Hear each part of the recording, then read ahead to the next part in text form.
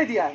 तो हेलमेट क्या आज मनीष भैया बताइए ना, हेलमेट बनाए हैं, हेलमेट नहीं दिया है सर, नहीं दिया है, और सेफ्टी शूज भी नहीं दिया है, जरा बताइए। और यहाँ पे काम जो है गलत तरीके से हो रहा था तभी गर्डर गिरा, अगर सही तरीके से हो रहा होता तो शायद गर्डर नहीं गिरता। नीतीश कुमार जी, चचा जी आदरणीय, आप तो आते होंगे तो दोनों तरफ से ट्रैफिक क्लियर कर दिया जाता होगा, क्लियर कर दिया जाता होना चाहिए, और आप आ जाते होंगे चले जाते होंगे, पता भी नहीं चलता होगा, और जब आपका आने वाला होता होगा तो जेसीबी पूरा रोड को क्लियर कर देना होगा, और बाकी आम आदमी रोज जाम में फंसते हैं। कंस्ट्रक्शन कंपनी का काम होता है 2000 रुपया में एक सेफ्टी शूज आता है कम से कम, वो सेफ्टी शूज हर एक वर्कर को देना कंस्ट्रक्शन कंपनी का काम होता है। इन लोगों को क्या पता है, ये लोग उठाएंगे और मान लीजिए कि यही स्लैब गिर गया पैर पे, खत्म, बाजार खत्म।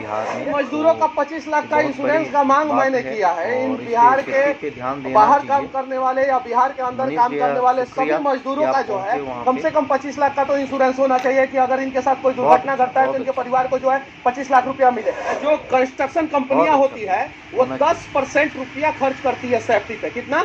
10%। अगर 100 करोड़ का प्रोजेक्ट है तो 10 करोड़ रुपया जो है सेफ्टी पे खर्चा करना है, तो वो 10 करोड़ रुपया बचाने के चक्कर में ना जाने कितने लोगों को मार देते हैं। ये देखिए यहाँ पे देखिए कोई सेफ्टी शूज नहीं है, कुछ नहीं, और नीतीश कुमार जी के हरनौत में ये काम हो रहा है। नीतीश कुमार जी के तो सबसे पहले आप देखिए कि यहाँ पे एक भी नेट आपको नहीं दिखेगा। अगर जेसीबी से हाँ सेफ्टी नेट, अगर जेसीबी से अगर मिट्टी उठाया जा रहा है और गलती से 1-2 कट मिट्टी अगर नीचे चला जाए और नीचे कोई बाइक से गुजर रहा हो तो वो वही टाइट फिस हो जाएगा। ये देखिए ये इन्होंने अपने पैसा से शूज खरीदा है, इनको जब कंपनी को शूज देना चाहिए, सेफ्टी ग्लव्स देना चाहिए, हेलमेट देना चाहिए, लेकिन कुछ नहीं है यहाँ पे। देख लीजिए एक अगर मान लीजिए नीचे गए किसी काम से, एक छोटा सा ईंटा अगर गिरा तो कितना प्रेशर में ऊपर से गिरेगा आप सोच सकते हैं। सर पे इनका गिर गया तो बचेंगे क्या?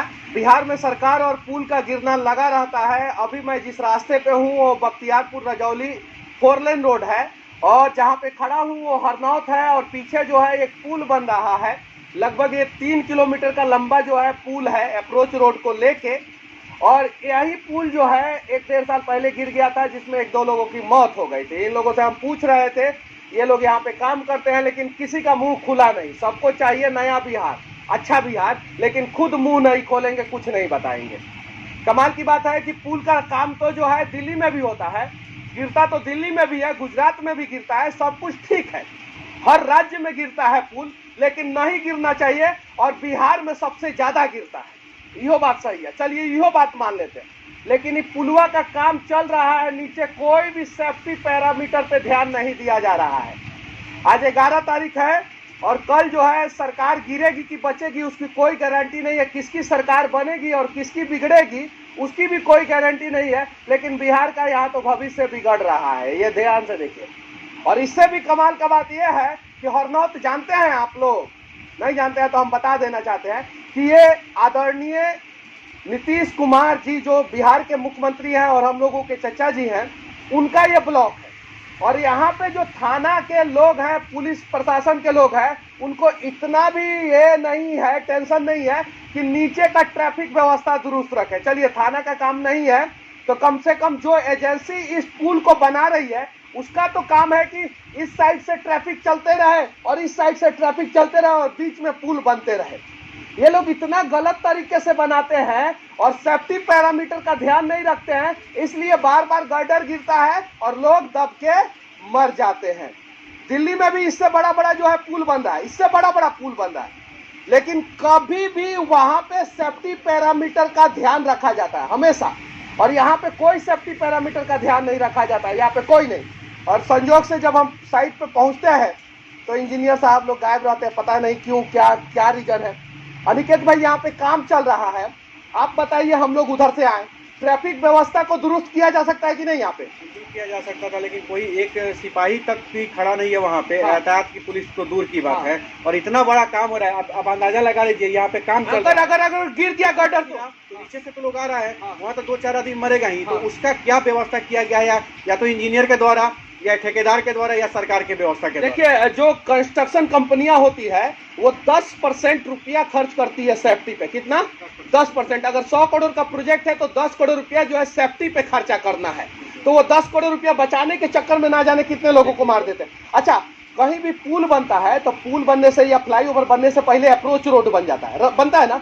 अप्रोच रोड या बगल में जो है सबवे बन जाता है, बगल वाला रास्ता जो है वो बन जाता है, डाइवर्सन बन जाता है। यहाँ पे कोई डाइवर्सन, कोई अप्रोच रोड, कोई सबवे आपने बनते हुए देखा? कहीं नहीं। ये सबसे बड़ा चीज है कि या तो सड़क सुरक्षा के नियम के तहत उसकी व्यवस्था होनी चाहिए थी, ट्रैफिक की व्यवस्था होनी स्टेडियम देखा आपने? कहीं कुछ नहीं है। सबसे बड़ा नीतीश कुमार जी का ब्लॉक है ये, हरनौत उनका गाँव है। दुर्भाग्य है। और सबसे बड़ा दुर्घटना का जो पाया जो दिख रहा है नया नया जुड़ा हुआ है, वही पाया अगर यहाँ पे जैसे चल रहा है, रोलर चल रहा है, जब प्रेशर पड़ेगा तो दबेगा ना। अगर वो गिरता है तो आने वाले लोगों पर अगर गिरा तब क्या होगा?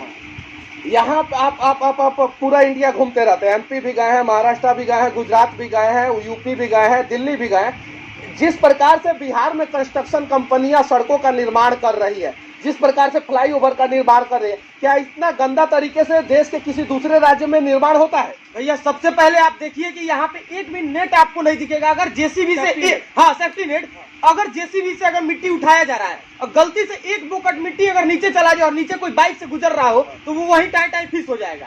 तो एक भी आपको सेफ्टी नेट यहाँ नहीं। कमाल की बात है कि ये नीतीश कुमार जी का हरनौत है, ये बिहार, ये आपका और हमारा नहीं है, ये नीतीश कुमार जी का है। सबसे बड़ा चीज है यहाँ के जो मजदूर काम करते हैं, एक भी लोग सेफ्टी का जो रूल है एक भी लोग फॉलो नहीं करते हैं। यहाँ के इंजीनियर लोग पता नहीं कैसे इनको क्या शिक्षा देते हैं, क्या इनको सिखाते हैं कि एक लोग यहाँ पे टोपी हो गया, जूता हो गया, कोई भी यहाँ पे सेफ्टी रूल फॉलो नहीं करता। सेफ्टी शूज किधर है आप लोगों का? सेफ्टी शूज ये भैया वह पहना है सेफ्टी शूज। सेफ्टी शूज इसी को बोलते हैं सिविल इंजीनियरिंग में कि ताकि इस पे ईंट उठ गिर जाए तो ये बच जाए। ये भैया वह सेफ्टी शूज तो पहना है, लेकिन हाँ लेकिन हेलमेट नहीं पहना है। चलिए ठीक है, कोई दिक्कत नहीं। ये देखिए, ये सारा जो कंस्ट्रक्शन कंपनी का काम होता है, कंस्ट्रक्शन कंपनी का काम होता है 2000 रुपया में एक सेफ्टी शूज आता है कम से कम। वो सेफ्टी शूज हर एक वर्कर को देना कंस्ट्रक्शन कंपनी का काम होता है। इन लोगों को क्या पता है, ये लोग उठाएंगे और मान लीजिए कि यही स्लैबे गिर गया पैर में, खत्म, बाजार खत्म। ये देखिए, यहाँ पे देखिए कोई सेफ्टी शूज नहीं है, कुछ नहीं।